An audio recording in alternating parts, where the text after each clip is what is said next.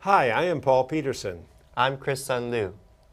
In this lecture, we discuss national standards and Common Core. Paul, what do you mean by standards in education? Curricular standards and proficiency standards. There's two kinds of standards. Curricular standards refer to the curricular materials that are to be learned by the time students finish a particular grade. For example, students may be expected to know basic fractions by the time they finish fourth grade. Or they might be expected to read novels and essays with a fairly sophisticated vocabulary by the end of eighth grade. So that's the curricular standards. It refers to the material that's to be covered. But standards can have a second meaning as well. It can mean the level of proficiency of a student with respect to that curricular standard. For example, how well do students know their fractions by the end of fourth grade? And how well do students understand a sophisticated essay or a novel by the end of eighth grade? So there are two types of standards, curricular standards and proficiency standards. Curricular standards and proficiency standards. That sounds clear enough. But then what are national standards or Common Core standards? Well, it has been argued that the United States needs a national set of curricular standards and a national definition of proficiency, so that the same learning expectations are set for all students in public schools across the country, and students can be compared with one another from one state to the next. Other countries have these common standards. France is well known for having a common curriculum in all of its schools. And many other European and Asian countries have a common curriculum and common standards as well. So why are national standards particularly controversial in the United States? Chris, national standards go against the concept of federalism in the United States.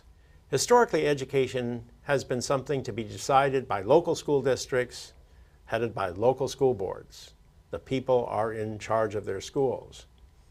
In many districts, teachers make key curricular decisions themselves. So teachers like to have a way of defining standards in their own terms that suit their particular students.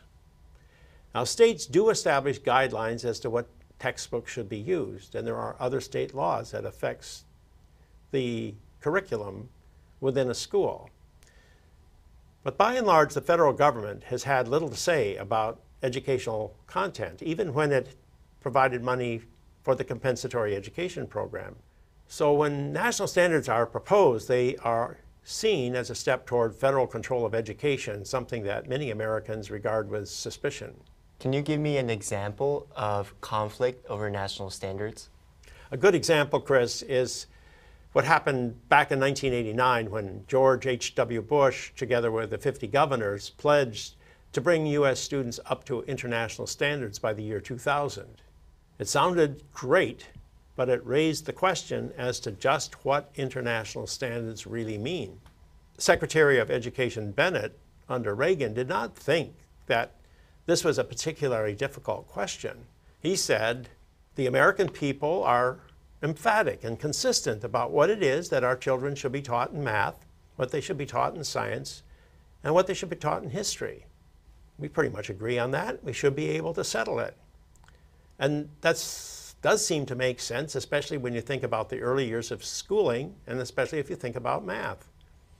But when it comes to high school, reaching agreement can be challenging. It's not impossible. We know that the Europeans and the Asians do this. But in a large fragmented country like the United States, consensus is not so easily obtained. The issue came to a boil during the Clinton administration when it gave national standards its full backing. Where did opposition to national standards come from?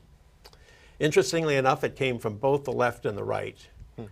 On the left, the largest teachers union, the National Education Association, fought national standards, at least until the federal government gave states a lot more money. Unless huge buckets of dollars were made available, there was no way that schools could be held to a set of national standards, they said. Conservatives were upset too. especially when a group at the University of California in Los Angeles, UCLA, proposed a set of national history standards that violated the conservative sense of what's important in history. At the time, Lynn Cheney, the former head of the National Endowment for the Humanities, read the standards, and she declared, "Imagine an outline for the teaching of American history in which George Washington makes only a fleeting appearance and is never described as the first president of the United States." She also complained that students were instead asked to analyze the achievements and grandeur of Mansa Musa's court in Africa. And she was especially upset that students were asked to hold a mock trial of the oil millionaire John D. Rockefeller on charges of unethical and amoral business practices. Meanwhile, liberals rushed to the defense of the UCLA group. "There's never a moment when an historical question is settled," they said, "about which over time there is not some debate. The process of revising and reinterpreting history is what historical scholarship is all about." They quoted Oscar Wilde, who once said, "The one duty we owe to history is to rewrite it." Well, when you get that kind of battle, politicians duck. All the controversy soon made national standards a topic too hot to handle.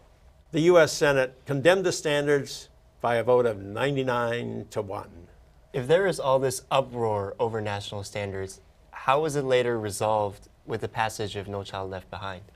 That was something George W. Bush had to worry about. If he's going to have national proficiency standards, he's going to run into this conflict. So NCLB set up no national standards. As we said in a previous lecture, a child could be proficient in North Carolina, but not be proficient if he or she moved to South Carolina. So state standards were substituted for national standards. Yet today there's a lot of discussion of a common national standard in the United States. How did this development take place? It's a reaction to NCLB. When NCLB came under heavy criticism for allowing states to set many different standards, the National Governors Association and the Council of State Chief Education Officers, working with the support of the Bill and Melinda Gates Foundation, decided to take a new approach. They felt that Congress would never pass a law setting common standards.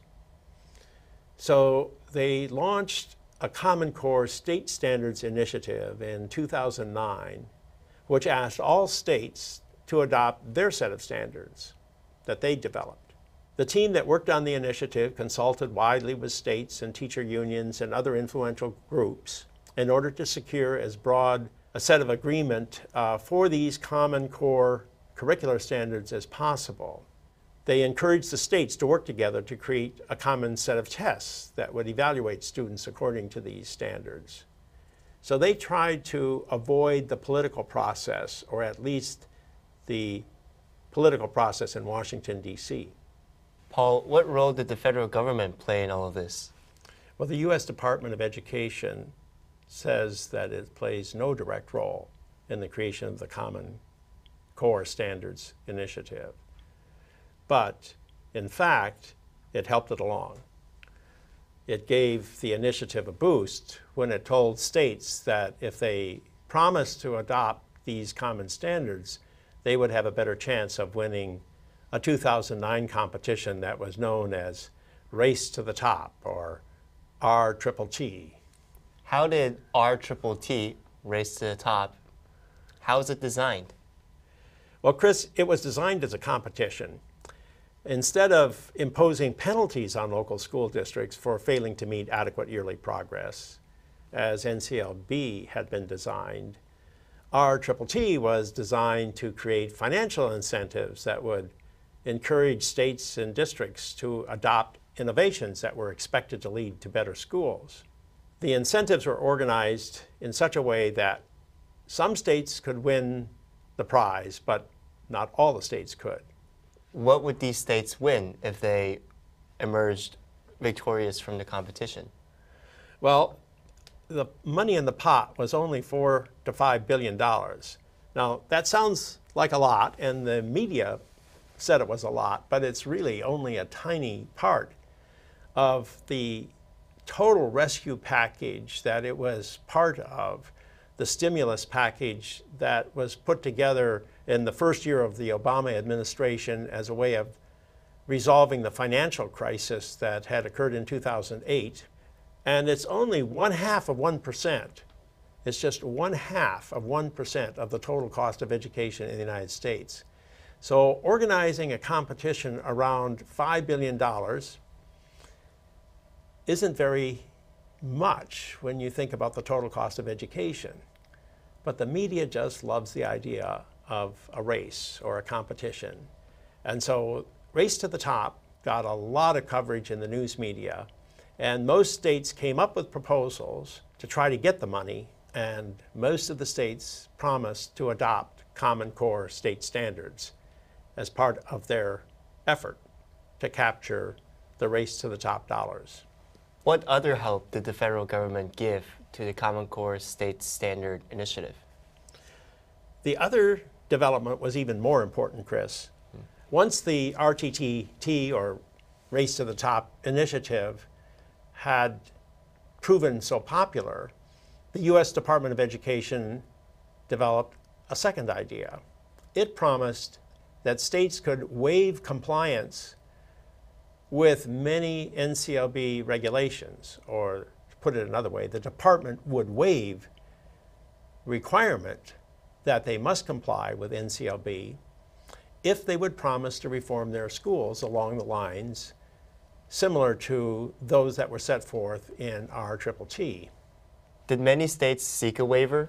This is a very popular idea, Chris. States leaped at the chance to escape from NCLB requirements. They were just delighted that they would no longer be identified as having many, many schools that were not making adequate yearly progress. By 2013, over 40 states have been granted waivers from NCLB requirements in exchange for promising other reforms.